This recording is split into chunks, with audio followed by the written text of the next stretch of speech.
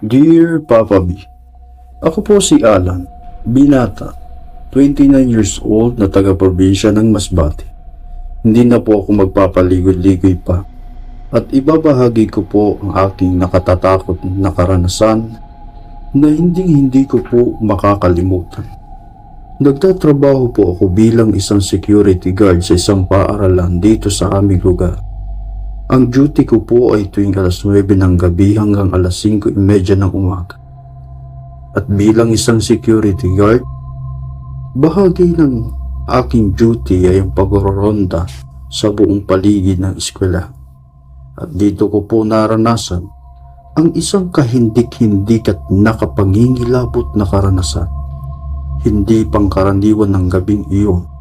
Bukod sa napakalamig ng hangin at malakas na ulang bumubuhos, sinabayan pa ng pag-brown out sa aming lugar.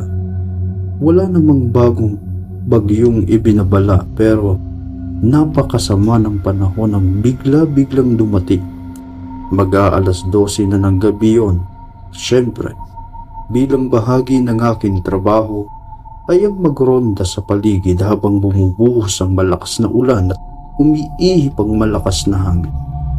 Bitbit ang payong at flashlight. Nagpunta ako sa ikatlong palapag ng paaralan.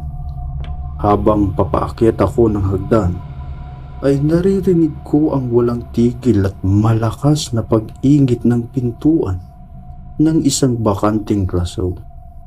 Nagtataka ako at bakit mayroong naiwang nakabukas na pintuan doon. Kaya dali-dali ko itong pinuntahan para i-check ang classroom.